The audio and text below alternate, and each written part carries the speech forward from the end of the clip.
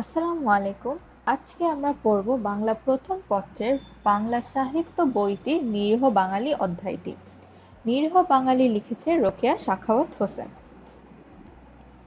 Rokeya Sakhawat Hossain ৯ December ১৮৮০ সালে রংপুর জেলার পায়রাবন্দ গ্রামে জন্মগ্রহণ করেন।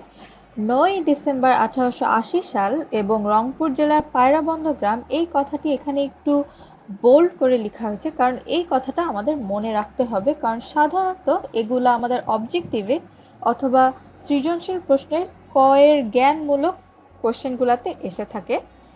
তার পিতা জহিরুদ্দিন মোহাম্মদ আবু আলী হায়দার সাবের সম্ভ্রান্ত ভূস্বামী ছিলেন, অর্থাৎ তিনি অনেক সম্পত্তির অধিকারী ছিলেন কিংবা তাকে একজন জমিদারও বলা যায়।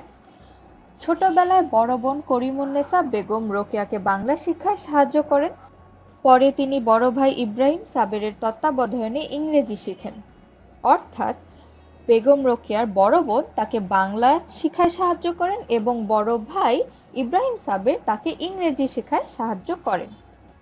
বিহারের অন্তর্গত ভাগলপুরের সৈয়দ সাখাওয়াত হোসেনের সঙ্গে বিবাহের পর তিনি বেগম রোকেয়া সাখাওয়াত হোসেন নামে পরিচিত হন।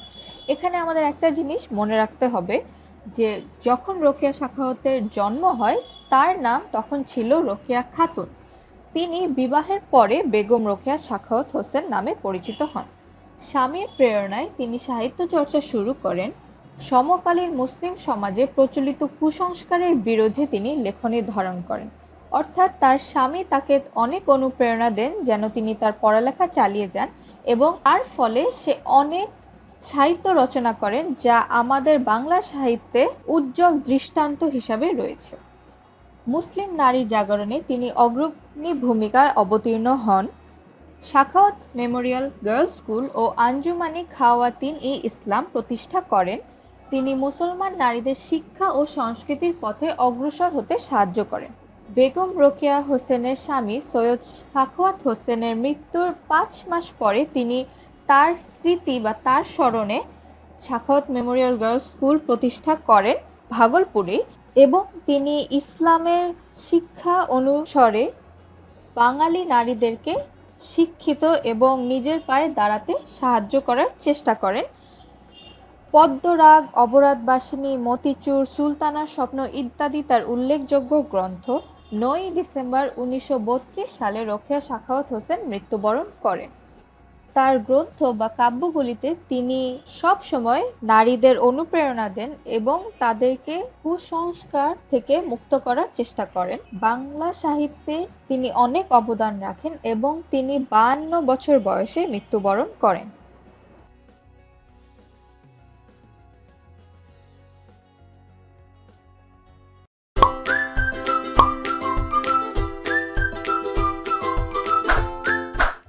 বন্ধুরা, আমরা পড়ছিলাম নিরীহ বাঙালি নিয়ে। নিরীহ বাঙালি লিখেছেন রোকেয়া সাখাওয়াত হোসেন। ইতিমধ্যে আমরা কিন্তু রোকেয়া সাখাওয়াত হোসেন সম্পর্কে জেনে ফেলেছি। নিশ্চয়ই তোমরা লেখক পরিচিতির যে ক্লাসটি আমরা করেছি সেটি দেখে নিয়েছ। আজকে ক্লাসে আমরা পড়তে যাচ্ছি পাঠ পরিচিতি। পাঠ পরিচিতিতে আমরা যে বিষয়টি সাধারণত পড়ে থাকি সেটি হচ্ছে যে এই নিরীহ বাঙালি যে সাহিত্যকর্মটি রয়েছে এখানে রোকেয়া সাখাওয়াত হোসেন কি বলার চেষ্টা করতে চেয়েছেন সেটি আমরা একটু দেখে নেব, যেন পরবর্তীতে আমরা যখন সম্পূর্ণ কাজটি করব বা সম্পূর্ণ নিরীহ বাঙালি সাহিত্যকর্মটি পড়ব সেটি যেন আমাদের জন্য বুঝতে অনেক সহজ হয়ে যায়। তাই চলো দেরি না করে শুরু করে দিই। প্রথমেই দেখতে পাচ্ছি বাঙালি নারী পুরুষের প্রাত্যহিক জীবনাচরণের বিভিন্ন দিক হাস্যরসাত্মকভাবে তিনি বর্ণনা করেছেন। অর্থাৎ বাঙালি নারী পুরুষের যে স্বাভাবিক জীবনযাত্রা, যেভাবে তারা জীবনযাপন করেন, বিভিন্ন যে দিকগুলো রয়েছে সেগুলো আমরা এই নিরীহ বাঙালি যখন আমরা পড়তে যাব তখন আমরা দেখতে পারবো। বাঙালি পুরুষগণের অলসপ্রিয়তা মানে কি? সাধারণত কাজ করতে খুব বেশি আগ্রহী না হয়ে অলস হয়ে বসে থাকার যে একটি মনোভাব সেটিকে বোঝানো হয়েছে। শারীরিক পরিশ্রমে অনীহা, বাগাড়ম্বর আচরণ সম্পর্কে আলোচনা যেমন রয়েছে তেমনি নারীদের অহেতুক রূপচর্চা, পরিচর্যা এবং নিজেদের অবলা প্রমাণ করার সর্বাত্মক প্রচেষ্টার প্রতি নেতিবাচক রয়েছেন। অর্থাৎ নিরীহ বাঙালি এই সাহিত্যকর্মটিতে আমরা দেখতে পারবো যে রোকেয়া সাখাওয়াত হোসেন বাঙালি নারী পুরুষের এই যে স্বাভাবিক জীবনযাত্রার ক্ষেত্রে তারা যে অলস বা কাজ করতে চান না, সেটির দিকে নেতিবাচক দিক তুলে ধরেছেন, সেটি সম্পর্কে আলোচনা করেছেন। পাশাপাশি শুধু পুরুষের যে এই বিষয়টি সেটি তুলে ধরেননি, বরং নারীরাও যে বিভিন্ন ক্ষেত্রে অহেতুক রূপচর্চা করে সময় অর্থ নষ্ট করছে অথবা অন্যান্য কাজে নিজেদেরকে যে আসলে অবলা প্রমাণ করার চেষ্টা করছে, সেই সকল বিষয়ও কিন্তু তুলে ধরেছেন। আশা করি আমরা যখন নিরীহ বাঙালি প্রবন্ধটি পড়ব তখন তোমরা এই বিষয়গুলো খুব ভালো মতো বুঝতে পারবে। আমরা কিন্তু অবশ্যই বর্ণনা করে একদম ব্যাখ্যা করে সবগুলো বিষয় বোঝার চেষ্টা করব। সেই বিষয়গুলো বুঝতে হলে তোমাদেরকে কিন্তু পরবর্তীতে আমাদের যে নিরীহ বাঙালি নিয়ে ক্লাসগুলো রয়েছে সেগুলো দেখে নিতে হবে। সবাই ভালো থেকো, সুস্থ থেকো। পরবর্তী কোনো ক্লাসে তোমাদের সাথে আবারও দেখা হবে। সবাইকে আজকে ক্লাসটি করার জন্য অসংখ্য ধন্যবাদ।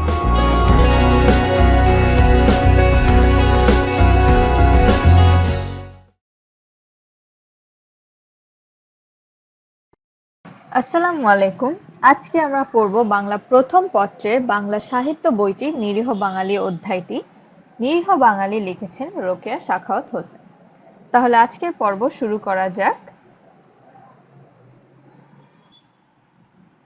আমরা দুর্বল নিরীহ বাঙালি, এই বাঙালি শব্দে কেমন সুমধুর তরল কোমল ভাব প্রকাশ হয়।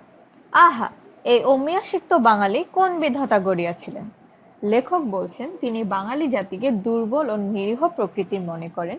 তিনি আরো বলছেন বাঙালি শব্দটির সাথে একটা কোমল ভাব প্রকাশ হয়। তারপর তিনি প্রশ্ন করছেন যে এই অমিয়াসিক্ত অর্থাৎ স্নেহময় বাঙালিকে কোন সৃষ্টিকর্তা তৈরি করেছিলেন। কুসুমের সুকুমার্য, চন্দ্রের চন্দ্রিকা, মধুর মাধুরী, যূথিকার সৌরভ, সুপ্তির নীরবতা, ভূধরের অচলতা, নবনীর কোমলতা, সলিলের তরলতা, এক কথায় বিশ্বজগতের সমুদয় সৌন্দর্য এবং স্নিগ্ধতা লইয়া বাঙালি গঠিত হইয়াছে। তিনি বলছেন কুসুমের সৌকুমার্য অর্থাৎ আভার সৌন্দর্য, চন্দ্রের চন্দ্রিকা অর্থাৎ চাঁদের আলো, মধুর মাধুরী মধুর মিষ্টি, যূথিকার সৌরভ ফুলের সুবাস, সুপ্তির নীরবতা অর্থাৎ ঘুমিয়ে থাকার নীরবতা, ভূধরের অচলতা অর্থাৎ পৃথিবীর স্থিরতা, নবনীর কোমলতা, নবনী হচ্ছে দুধের স্বর, সেটার কোমলতা, সলিলের তরলতা অর্থাৎ পানির তরলতার সাথে তিনি বাঙালি জাতিকে তুলনা করছেন। তিনি বলছেন এই পৃথিবীর সব সৌন্দর্য নিয়ে বাঙালি জাতি গঠিত হইয়াছে। আমাদের নামটি যেমন শ্রুতিমধুর, তদ্রূপ আমাদের সমুদয় ক্রিয়াকলাপও সহজ ও সরল। তিনি আরো বলছেন বাঙালির নামটি শুনতে যেমন ভালো লাগে তদ্রূপ অর্থাৎ তেমনি বা একইভাবে আমাদের সমুদয় ক্রিয়াকলাপও অর্থাৎ কাজকর্ম সহজ ও সরল। আমরা মূর্তিমতী কবিতা। মূর্তিমতী কবিতা অর্থাৎ রচিত কবিতা। যদি ভারতবর্ষকে ইংরেজি ধরনের একটি অট্টালিকা মনে করেন তবে বঙ্গদেশ তাহার বৈঠকখানা ড্রয়িং রুম এবং বাঙালি তাহাতে সাজসজ্জা ড্রয়িং রুম স্যুট। লেখক বলছেন যদি আমরা ভারতবর্ষকে একটা বাড়ির সাথে তুলনা করি, অট্টালিকা অর্থাৎ বাড়ি, তবে সেই বাড়ির বৈঠকখানা হচ্ছে বঙ্গদেশ এবং সেই বৈঠকখানার সাজসজ্জা হচ্ছে বাঙালি। যদি ভারতবর্ষকে একটা সরোবর মনে করেন তবে বাঙালি তাহাদের পদ্মিনী, অর্থাৎ আমরা যদি ভারতবর্ষকে একটা পুকুর অর্থাৎ সরোবরের সাথে তুলনা করি তবে বাঙালি হচ্ছে সেই পুকুরের পদ্মফুল। যদি ভারতবর্ষকে একখানা উপন্যাস মনে করেন তবে বাঙালি তাহার নায়িকা। ভারতের পুরুষ সমাজে বাঙালি পুরুষিকা, অর্থাৎ ভারতকে যদি আমরা পুরুষ মনে করি তবে বাঙালি তার প্রতিরূপ পুরুষিকা। অতএব আমরা মূর্তিমান কাব্য, অর্থাৎ আমাদেরকে কবি রচিত কাব্য বলছেন। আমাদের খাদ্যদ্রব্যগুলো পুঁইশাকের ডাঁটা, সজিনা ও পুঁটি মৎস্যের ঝোল অতিশয় সরস। আমাদের খাদ্যদ্রব্যগুলো ঘৃত, দুগ্ধ, ছানা, নবনীত ক্ষীর, সর, সন্দেশ ও রসগোল্লা অতিশয় সুস্বাদু। আমাদের দেশের প্রধান ফল আম্র ও কাঁঠাল, রসালো এবং মধুর।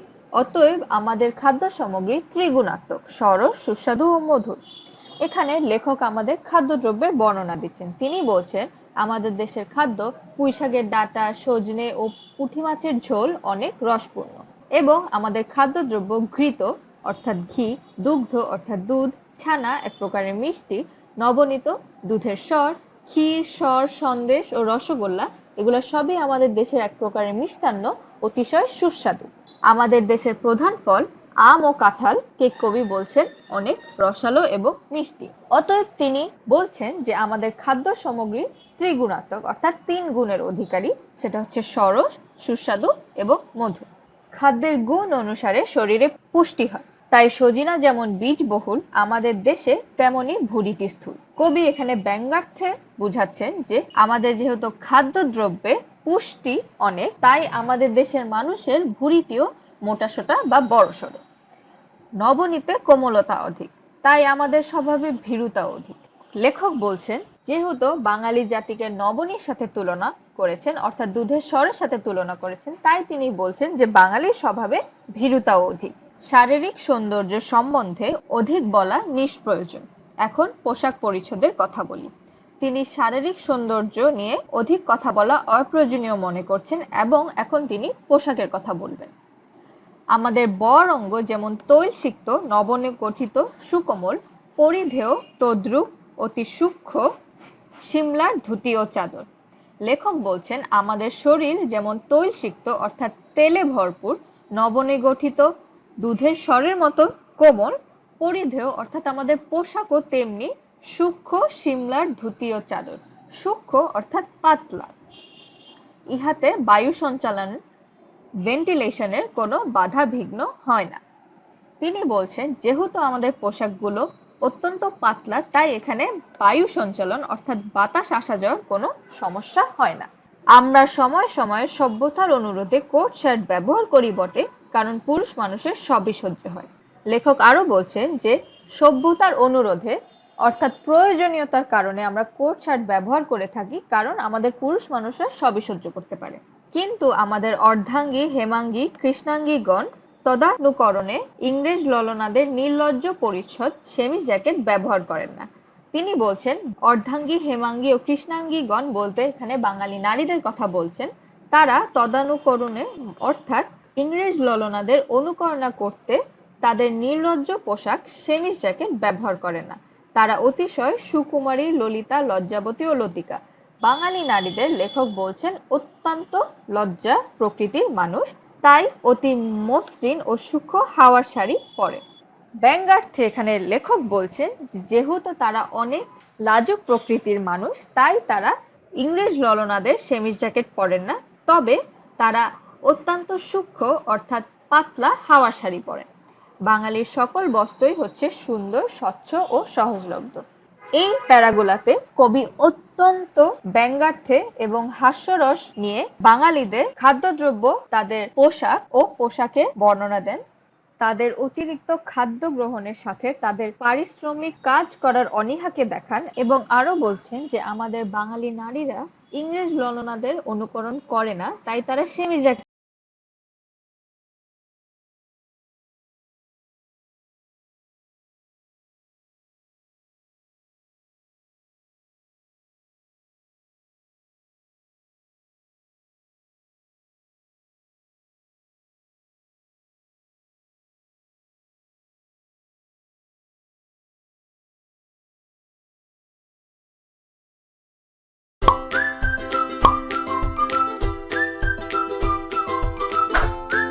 বন্ধুরা, আমরা পড়ছিলাম নিরীহ বাঙালি নিয়ে।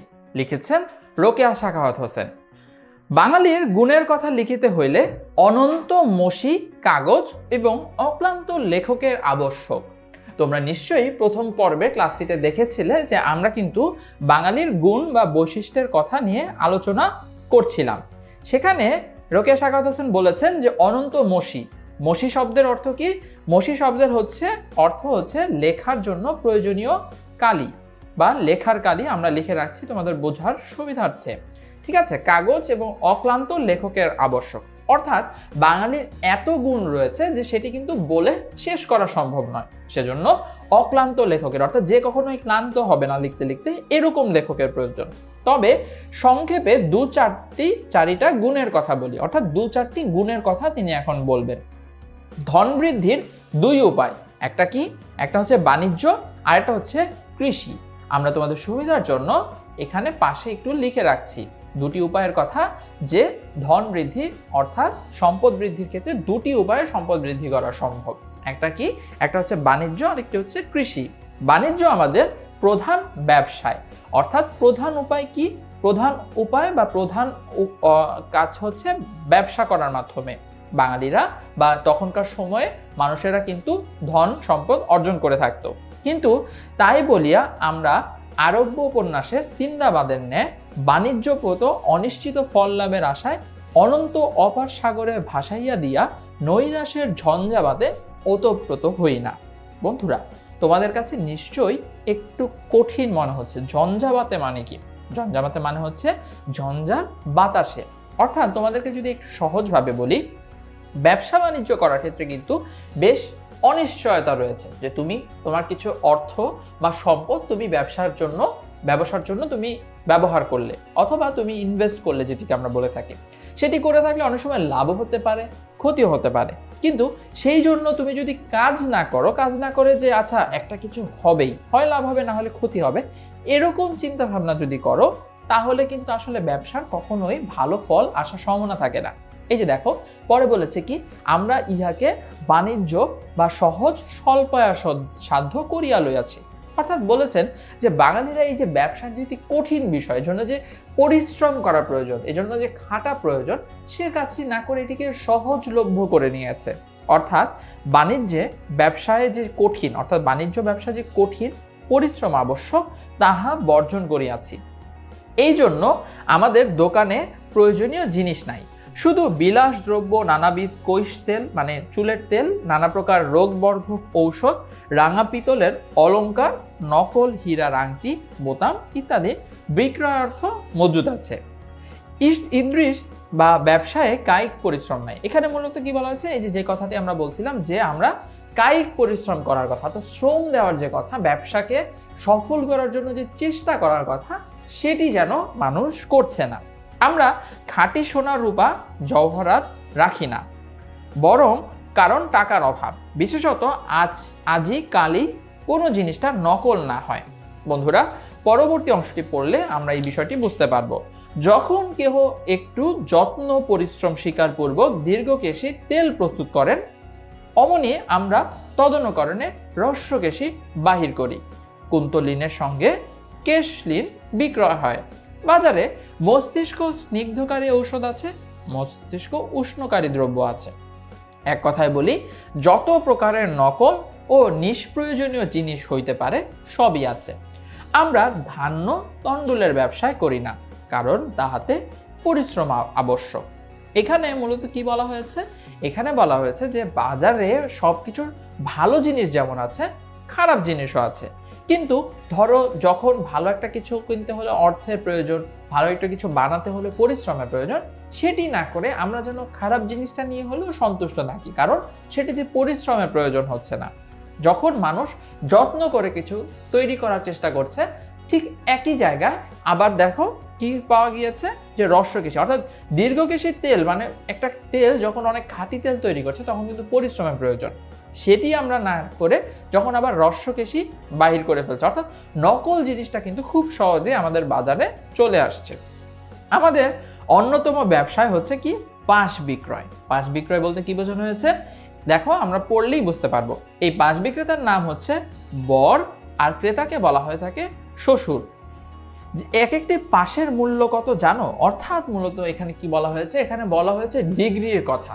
একটা সময় কিন্তু এই বিষয়টি প্রচলিত ছিল যে যার যত ডিগ্রি অথবা যে পরীক্ষায় পাশ করেছে, অনেক সময় আমরা বলি না যে MA পাস, BA পাস, এই জিনিসটাকে যেন তারা একটা বাজার হিসেবে চিন্তা করেছে, একটা ব্যবসার উপায় হিসেবে নিয়েছিল। কারণ যত ভালো বা যত ডিগ্রি সম্পন্ন মানুষ ছিল তার দাম যেন তত বেশি হতো। অর্থাৎ ধরো একটা খুব উচ্চশিক্ষিত একটা মানুষকে বিবাহের জন্য হয়তো তখনকার সমাজে মেয়েদেরকে অনেক টাকা যৌতুক দিতে হতো। এভাবে যেন একটা ব্যবসা তারা শুরু করেছিল। এটি রোকেয়া সাখাওয়াত হোসেন বলতে চেয়েছেন। অর্ধেক রাজত্ব এক রাজকুমারী, অর্থাৎ অর্ধেক সম্পদ দিয়ে দিতে হতো, সাথে তো বিবাহের জন্য যাকে বিবাহ করা হচ্ছে তাকে তো পাচ্ছে। MA পাস অমূল্য রত্ন, ইহা যে সে ক্রেতা ক্রেয় নহে। অর্থাৎ MA পাস করা একজন মানুষ, অর্থাৎ একজন বর, তার মূল্য অনেক, এটা সবাই কিনতেই পারবে না। নিতান্ত সস্তা দরে বিক্রয় হলে মূল্য এক রাজকুমারী সমুদয় রাজত্ব, অর্থাৎ যে হচ্ছে তার মেয়েকে বিয়ে দিচ্ছে, তার যেন সমস্ত সম্পত্তি বিক্রি করে দিতে হয় MA পাশ করা একজন ছেলের কাছে বিবাহ দেওয়ার ক্ষেত্রে। আমরা অলস, তরলমতি, শ্রমকাতর, কোমলাঙ্গ বাঙালি কিনা তাই ভাবিয়া দেখিয়াছি, সশরীরে পরিশ্রম করিয়া মুদ্রা লাভ করা অপেক্ষা ওল্ড ফুল শ্বশুরের যথাসর্বস্ব লুণ্ঠন করা সহজ। এখানে রোকেয়া সাখাওয়াত হোসেন কিন্তু একটু ব্যঙ্গ করে বলেছেন। কি বলেছেন? দেখো, MA পাশ করে কোনো লাভ নেই, কারণ যেহেতু আমরা অলস, আমরা MA পাশ করে অর্থাৎ শিক্ষা লাভের মাধ্যমে পরবর্তীতে চাকরি বা ব্যবসা বাণিজ্য করে যে সম্পদ অর্জনের কথা, সেটি না করে আমরা কোনটি দিকে মনোযোগ দিচ্ছি? আমরা মনোযোগ দিচ্ছি ওই যে যৌতুকের মাধ্যমে কিছু টাকা আসবে, সেটা দিয়ে যেন আমাদের জীবনযাপন চলে যায়। অর্থাৎ বাঙালি যে ধীরে ধীরে অলস এবং বাঙালি যে পরিশ্রম করতে খুব একটা আগ্রহী নয়, সেই বিষয়টি কিন্তু রোকেয়া সাখাওয়াত হোসেন এই অংশটিতে ফুটিয়ে তুলেছেন। পরবর্তীতে দেখো রয়েছে, এখন কৃষিকার্যের কথা বলি। কৃষি দ্বারা অন্ন বৃদ্ধি হইতে পারে, কিন্তু আমরা ভাবিয়া দেখেছি কৃষি বিভাগের কার্য করা অপেক্ষা মস্তিষ্ক উর্বর করা সহজ। অর্থাৎ কর্কশ উর্বর ভূমি কর্ষণ করিয়া ধান্য উৎপাদন করা অপেক্ষা মুখস্থ বিদ্যার জোরে অর্থ উৎপাদন করা সহজ, এবং কৃষিকার্যে পারদর্শিতা প্রদর্শন করা অপেক্ষা MRSC পাশ করা সহজ। আইন চর্চা করা অপেক্ষা কৃষি বিষয়ে জ্ঞান চর্চা করা কঠিন। এই বিষয়টি আমাদেরকে একটু বুঝতে হবে। এখানে তিনি কি বলেছেন? তিনি বলেছেন, তোমরা যদি একটু চিন্তা করো যে কৃষিকাজ যারা করেন, যারা কৃষক, তারা কিন্তু অনেক রোদ, বৃষ্টি, ঝড়, তুফান সবসময় তাদেরকে কিন্তু কৃষিকাজের জন্য অনেক পরিশ্রম করতে হয়। মানুষজন যে কাজটি করে সেই কাজটি তারা কিন্তু অনেক শ্রম নিষ্ঠার সাথে করে। কিন্তু রোকেয়া সাখাওয়াত হোসেন বলেছেন যে এই কষ্টের কাজটি না করে মুখস্থ বিদ্যার বিনিময়ে যে ডিগ্রি অর্জন করাকে মানুষ বেশি প্রাধান্য দেয়, সেই বিষয়টি কিন্তু রোকেয়া সাখাওয়াত হোসেন বলেছেন যে ভূমি কর্ষণ করিয়া, অর্থাৎ একটা ভূমিতে ফসল উৎপাদন করার চেয়ে মুখস্থ বিদ্যার জোরে অর্থ উৎপাদন করা, মুখস্থ বিদ্যার মাধ্যমে ডিগ্রি পাচ্ছে, পরবর্তীতে যৌতুক নিচ্ছে, সেটিকেই যেন বাঙালি পুরুষরা সহজ উপায় হিসেবে বিবেচনা করেছিল। অর্থাৎ রৌদ্রের সময় ছত্রহস্তে কৃষিক্ষেত্র পরিদর্শনের জন্য কৃষি বিষয়ে জ্ঞান চর্চা করা অপেক্ষা টানা পাখার তলে আরাম কেদারায় বসিয়া দুর্ভিক্ষ সমাচার পাঠ করা সহজ। এখানে তিনি আবারও ব্যঙ্গ করে বলেছেন যে কি বিষয়টি বলেছেন যে কৃষিক্ষেত্র পরিদর্শন করা, অর্থাৎ প্র্যাকটিক্যালি শিক্ষার সুযোগ দেওয়া অপেক্ষা আরাম কেদারায় বসে, অর্থাৎ ফ্যানের নিচে বসে, চেয়ারে বসে ওই যে দুর্ভিক্ষ সমাচার বিভিন্ন বিষয় পাঠ করা সহজ। তাই আমরা অন্ন উৎপাদনের চেষ্টা না করিয়া অর্থ উৎপাদনে সচেষ্ট হয়েছি। আমাদের অর্থের অভাব নাই, সুতরাং অন্ন কষ্ট হইবে না। দরিদ্র হতভাগা সব অনাভাবে মরে মরুক, তাতে আমাদের কি? এখানে মূলত রোকেয়া সাখাওয়াত হোসেন বলতে চেয়েছেন যে যেহেতু আমরা বিভিন্নভাবে দেখা যাচ্ছে যারা শিক্ষিত হচ্ছে তারা অর্থ উপার্জন করতে পারছে, অর্থ উপার্জন করার কারণে অন্ন উৎপাদনের জন্য যে কষ্ট করতে হবে, পরিশ্রম করতে হবে, সেটি নিয়ে কেউ সচেষ্ট নয়। কারণ কষ্ট করে টাকা উপার্জন করার থেকে তো সহজভাবেই তারা টাকা পাচ্ছে। আর অর্থের যেহেতু অভাব নাই, সে কারণে কখনো খাদ্যের কষ্ট হবে না। তারা সবসময় মনে করে যে অর্থের বিনিময়ে তারা খাদ্য কিনতে পারবে। সেই জায়গা থেকে দরিদ্র হতভাগা মরে মরুক, তাতে কারো যে কোনো কিছু আসে যায় না, সেটি মূলত রোকেয়া সাখাওয়াত হোসেন বলতে চেয়েছেন। বন্ধুরা, আশা করি তোমরা এই বিষয়টি বুঝতে পেরেছো। যদি তোমাদের কোনো বিষয় বুঝতে সমস্যা হয়ে থাকে সেটি আমাদেরকে কমেন্টে জানিয়ে দিও। আমরা কিন্তু আমাদের এই প্রবন্ধটির বাকি অংশটি পরবর্তী ক্লাসে পড়ে নেব। সবাই ভালো থেকো, সুস্থ থেকো। পরবর্তী ক্লাসে তোমাদের সাথে আবারও দেখা হবে। আজকে ক্লাসটি করার জন্য তোমাদের সবাইকে অসংখ্য ধন্যবাদ।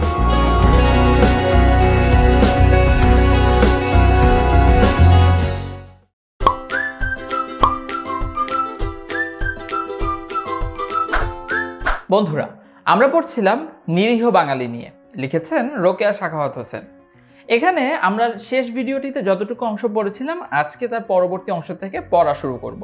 প্রথমে আমরা দেখতে পাচ্ছি আমরা আরো অনেক প্রকার কার্য নির্বাহ করিয়া থাকি, যথা রাজ্য স্থাপন করা অপেক্ষা রাজা উপাধি লাভ করা সহজ। এখানে আমরা 8টি পয়েন্ট দেখতে পাচ্ছি। চলো পয়েন্টগুলো একটু পড়ে নিই। শিল্পকার্যে পারদর্শী হওয়া অপেক্ষা বিএসসি ডিএসসি পাশ করা সহজ। অর্থাৎ মূলত কি বলতো, মূলত হচ্ছে যে এখানে কোনো বিষয়ে পারদর্শী হওয়ার থেকে পড়াশোনা করা বা বিএসসি ডিএসসি পাশ করা সহজ। কারণ মুখস্থ করার মাধ্যমে জ্ঞান অর্জন করছে বা ডিগ্রি লাভ করছে, পরবর্তীতে সেটি ব্যবহার করে কোনো কঠিন কাজ করে অর্থ উপার্জন করা থেকে দেখা যাচ্ছে যে তারা বিবাহের মাধ্যমে যৌতুক লাভ করতে সক্ষম হচ্ছে। অল্প বিস্তর অর্থ ব্যয়ে দেশে কোনো মহৎ কার্য দ্বারা খ্যাতি লাভ করা অপেক্ষা খায় বাহাদুর, রায় বাহাদুর উপাধি লাভের জন্য অর্থ ব্যয় করা সহজ। অর্থাৎ টাকার বিনিময়ে বিভিন্ন উপাধি বা বিভিন্ন ডিগ্রি কেনার যে বিষয়টি, সেটি করা সহজ বলে তিনি উল্লেখ করেছেন। প্রতিবেশী দরিদ্রদের শোকে দুঃখে ব্যতীত হওয়া অপেক্ষা বিদেশীয় বড়লোকদের মৃত্যু দুঃখে শোক সভার সভ্য হওয়া সহজ। মূলত দেখা যাচ্ছে দেশের মানুষের জন্য কাজ না করে বিদেশিদের বা বিদেশে গিয়ে কাজ করা বা মৃত্যু দুঃখে শোক সভার অর্থাৎ লোক দেখানো কাজ করার যে বিষয়টি বাঙালির বৈশিষ্ট্যের মধ্যে রয়েছে, সেটি এখানে ফুটিয়ে তুলেছেন। দেশের দুর্ভিক্ষ নিবারণের জন্য পরিশ্রম করা অপেক্ষা আমেরিকার নিকট ভিক্ষা গ্রহণ করা সহজ। অর্থাৎ এখানে রোকেয়া সাখাওয়াত হোসেন বলেছেন যে নিজেরা কাজ করে কষ্ট করে ফসল উৎপাদন করা বলো বা অন্যান্য কাজে পরিশ্রম করা থেকে ভিক্ষা করা অর্থাৎ আত্মসম্মান বিসর্জন দিয়ে ভিক্ষা করা সহজ বলে বাঙালির কাছে মনে হয়। স্বাস্থ্য রক্ষায় যত্নবান হওয়া অপেক্ষা স্বাস্থ্য নষ্ট করিয়া ঔষধ এবং ডাক্তারের হস্তে জীবন সমর্পণ করা সহজ। অর্থাৎ দেখো, বিভিন্ন কাজের কারণে বা বিভিন্ন কর্মের কারণে কিন্তু আমাদের কি হয়ে থাকে, স্বাস্থ্যের অবনতি হয়ে থাকে। সে কাজটির কারণে সচেতন না হয়ে সে কাজটি না করে বরং স্বাস্থ্য নষ্ট করার পরে ডাক্তারের কাছে যাওয়া সহজ বলে বাঙালির কাছে মনে হয়। এবং আরো অংশ হিসেবে দেখো, স্বাস্থ্যের উন্নতি দ্বারা মুখশ্রীর প্রফুল্লতা সৌন্দর্য বর্ধন করা অপেক্ষা কালিডোর মিল্ক অফ রোজ ভিনোলিয়া পাউডার এবং মাখিয়া সুন্দর হইতে চেষ্টা করা সহজ। অর্থাৎ স্বাস্থ্যের উন্নতি হলে কিন্তু আমাদের যে মুখমণ্ডল বলো, আমাদের যে চেহারা বলো বা সৌন্দর্যের যে বর্ধন করা, সেটি কিন্তু স্বাস্থ্যের উন্নতির মাধ্যমে সম্ভব। সেটি না করে বিভিন্ন পণ্য ব্যবহার করার কিন্তু কোনো প্রয়োজন নেই। এই কালিডর মিল্ক অফ রোজ ভিনোলিয়া পাউডার এগুলো কি? এগুলো হচ্ছে বিভিন্ন সৌন্দর্য বর্ধক সামগ্রী। অর্থাৎ কৃত্রিমভাবে এ সকল পণ্য ব্যবহার না করে স্বাভাবিকভাবে স্বাস্থ্যের উন্নতির মাধ্যমে কিন্তু সৌন্দর্য বর্ধন করা সম্ভব। কাহারও নিকট প্রহার লাভ করিয়া তৎক্ষণাৎ বাহুবলে প্রতিশোধ লওয়া অপেক্ষা মানহানির মোকদ্দমা করা সহজ। অর্থাৎ কেউ যদি তোমাকে মারে বা কেউ যদি কোনো খারাপ কাজ করে বা তোমাকে যদি অসম্মান করে, সেটির তৎক্ষণাৎ প্রতিবাদ করা অপেক্ষা একটা মামলা করে দেওয়ার মাধ্যমে হয়তো অনেক দিন সময় লাগবে, ধীরে সুস্থে হবে, সেই কাজটি করা হয়তো সহজ বলে বাঙালির কাছে মনে হয়। পরবর্তীতে দেখা রয়েছে, তারপর আমরা মূর্তিমান আলস্য আমাদের গৃহিণীগণ এই বিষয়ে অগ্রণী। কেহ কেহ শ্রীমতী দিগকে স্বহস্তে রন্ধন করিতে অনুরোধ করিয়া থাকেন, কিন্তু বলি আমরা যদি রৌদ্রতাপ সহ্য করিতে না পারি, তবে আমাদের অর্ধাঙ্গীগণ কিরূপে অগ্নিতাপ উত্তাপ সহিবেন? এখানে বলেছেন যে পুরুষেরা কিন্তু অলস প্রিয়, তারা কাজ করতে যাচ্ছেন না, তারা রৌদ্রে গিয়ে দেখা যাচ্ছে ফসলের মাঠে কাজ করতে যাচ্ছে না। তাহলে প্রশ্নটি হচ্ছে, আমরা পুরুষেরা অর্থাৎ আমাদের সমাজে পুরুষেরা যদি রৌদ্রতাপ সহ্য করতে না পারেন, তাহলে আমাদের যে মেয়েরা রয়েছে অর্থাৎ অর্ধাঙ্গীগণ রয়েছে, তারা অগ্নিতাপ সহ্য করবেন কিভাবে? অর্থাৎ তখনকার সমাজে কিন্তু মেয়েদের বিবাহ করা হতো, মেয়েরা বিয়ে করে ঘরে যেত, তারা ঘর সংসারের কাজ করতো, রান্না বান্না করতো, সেরকম একটি কুসংস্কার সমাজে প্রচলিত ছিল। সেই জায়গা থেকে রোকেয়া সাখাওয়াত হোসেন বলছেন, তোমরা ছেলেরা যদি কাজ করতে না পারো, তাহলে আমাদের মেয়েদের উপর এত কাজ কেন চাপিয়ে দিচ্ছ? অর্থাৎ তোমরা যদি রৌদ্রতাপ সহ্য করতে না পারো, সেই তাপ থেকে তো আগুনের কাছাকাছি গেলে কিন্তু আরো অনেক বেশি তাপ মেয়েরা বা নারীদের সহ্য করতে হয়, সেটি তারা সহ্য করবেন কিভাবে? আমরা কোমলাঙ্গা তাহারা কোমলাঙ্গী, আমরা পাঠক তাহারা পাঠিকা, আমরা লেখক হলে তারা লেখিকা, অতএব আমরা পাচক না হইলে তাহারা পাচিকা হইবেন কেন? বন্ধুরা, এখানে আমরা নিশ্চয়ই জানি যে প্রত্যেকটি সমাজের অর্ধেক সমাজের উন্নতির পেছনে অবদান অর্ধেক পুরুষের এবং অর্ধেক নারী। সেই জায়গা থেকে আমরা যদি কোনো কাজ করতে না পারি, সেটি নারীদের উপর চাপিয়ে দেওয়ার তো কোনো মানে আসলে নেই, এবং সবার কিন্তু সম অধিকার রয়েছে, সেই বিষয়টি রোকেয়া সাখাওয়াত হোসেন সবসময় বলার চেষ্টা করেছেন। সুতরাং যে লক্ষ্মী ছাড়া দিব্যাঙ্গনা দিগকে রন্ধন করিতে বলে, তাহার ত্রিবিধ দণ্ড হওয়া উচিত, অর্থাৎ 3টি দণ্ড হওয়া উচিত। তিনি এখানে বলতে চেয়েছেন এই লক্ষ্মী ছাড়া দিব্যাঙ্গনা দিগকে, অর্থাৎ হচ্ছে যে পুরুষ স্ত্রীকে রান্না করতে বলে, রন্ধন মানে রান্না করতে বলে, তাকে 3টি দণ্ড দেওয়া উচিত। কি কি দণ্ড? তাহাকে তুষানলে দগ্ধ করো, জবেহ করো অর্থাৎ জবাই করো, পরবর্তীতে ফাঁসি দাও। আমরা সকলেই কবি, আমরা সকলেই কেন কবি? আমাদের কাব্যে বীর রস অপেক্ষা করুণ রস বেশি, অর্থাৎ দুঃখ কষ্টের কথা বেশি। আমাদের এখানে লেখক অপেক্ষা লেখিকার সংখ্যা বেশি, তাই কবিতার স্রোতে বিনা কারণে অশ্রু প্রবাহ বেশি হইয়া থাকে। আমরা পদ্য লিখিতে বসিলে কোন বিষয়টা বাদ দিই? ভগ্ন সর্প, জীর্ণ কাথা, পুরাতন চটি জুতা কিছুই পরিত্যাজ্য নয়, অর্থাৎ আমরা সব কিছু নিয়ে কাব্য রচনা করতে পারি। আমরা আবার কত নতুন শব্দের সৃষ্টি করিয়াছি, অতি শুভ্র নীলাম্বর, শাস্ত্র সজল নয়ন ইত্যাদি। এখানে শুভ্র নীলাম্বর বলতে কি বোঝানো হয়েছে? শুভ্র নীলাম্বর শব্দটির অর্থ হচ্ছে পরিষ্কার নীল আকাশ। তোমাদের সুবিধার জন্য আমরা একটু লিখে দিচ্ছি।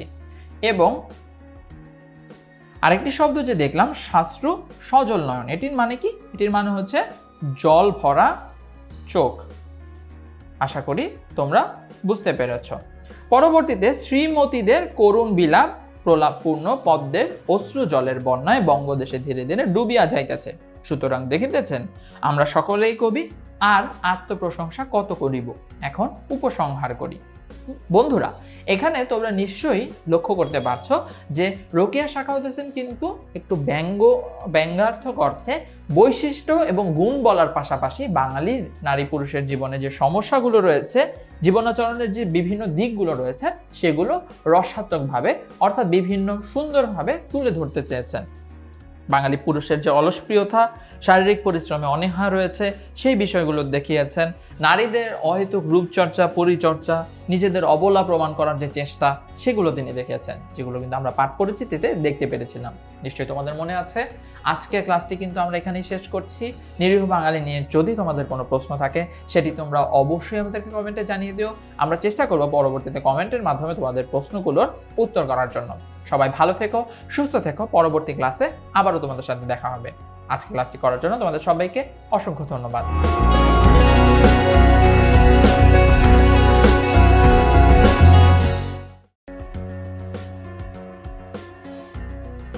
বন্ধুরা, 10 মিনিটের এসএসসি বাংলা প্রথম পত্র ক্লাসে আপনাদের সবাইকে জানাচ্ছি স্বাগতম। আজকের ক্লাসে আমরা আলোচনা করব এসএসসির বাংলা প্রথম পত্রের নিরীহ বাঙালি প্রবন্ধটি নিয়ে। নিরীহ বাঙালি প্রবন্ধটির রচয়িতা হলেন বেগম রোকেয়া সাখাওয়াত হোসেন।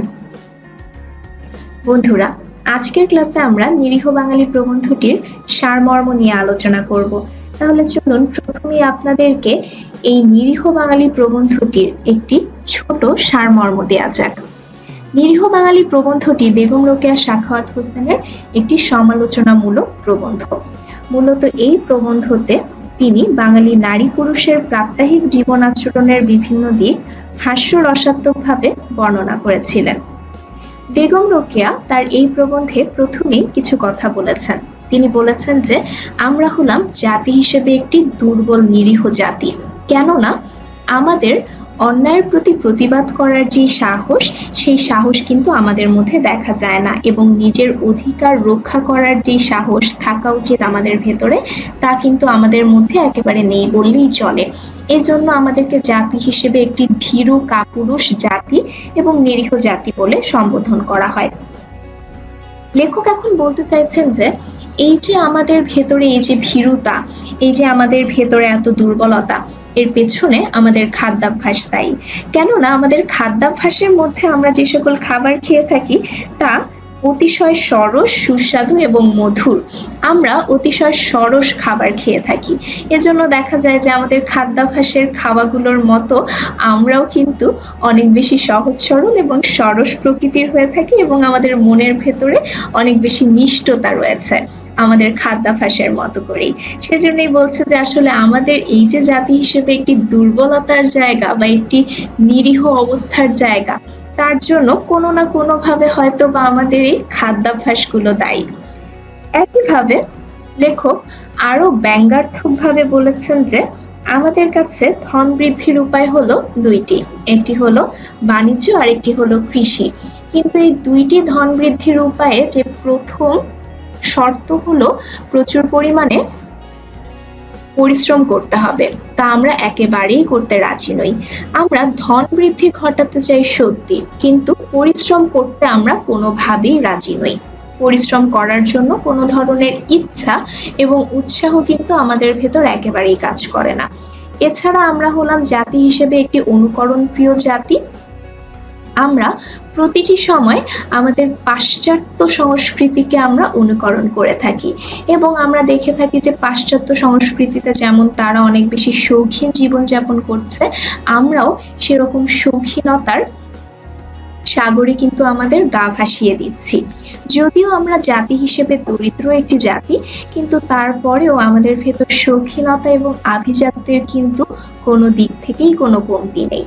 একইভাবে লেখক আরো বলেছেন যে আমরা বাঙালিরা হলাম এমন একটি জাতি যারা কিনা একজন মানুষ যদি কোনো একটি ভালো কাজ করতে যায় তখন কিভাবে তাকে সেই ভালো কাজ থেকে সরিয়ে আনা যায়, কিভাবে সেই ভালো কাজের সমালোচনা করা যায়, তাতে কিন্তু আমরা একেবারেই পারদর্শী।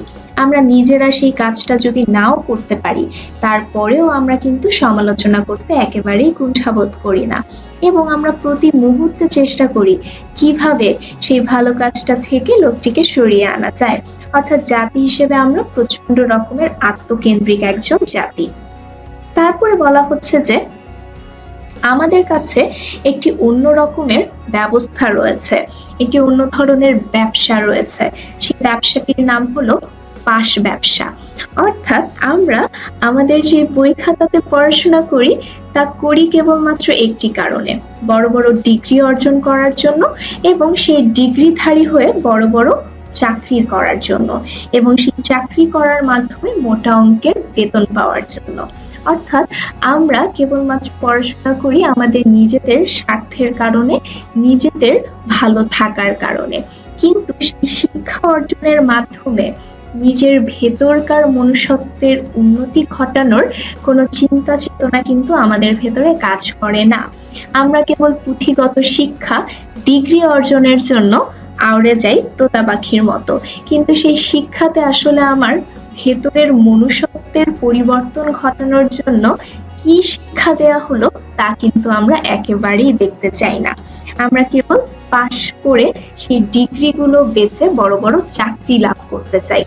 এছাড়া লেখক আরো বলছেন যে আমরা প্রতিবেশী দরিদ্রদের দুঃখ সুখে ব্যথিত হওয়ার চেয়ে মহান বিদেশি লোকদের দুঃখ সুখে ব্যথিত হওয়াকে অনেক বেশি গ্রহণযোগ্য বলে মনে করে থাকি। কবি আরো বলছেন যে আমাদের দেশের নারীগণ অতিশয় সৌন্দর্য এবং রূপ চর্চাতে পারদর্শী। আমরা আমাদের নিজেদেরকে কেবলমাত্র সৌন্দর্য বিলিয়ে দেওয়ার একটি উপকরণ বলে মনে করি। আমরা মনে করি যে আমরা আমাদের সৌন্দর্য দেখানোর জন্যই মনে হয় পৃথিবীতে এসেছি। এবং একই সাথে আমাদের নারী জাতির আরেকটি প্রবৃত্তি হলো আমরা আমাদের নিজেদেরকে অবলা ভাবতে খুব বেশি পছন্দ করি।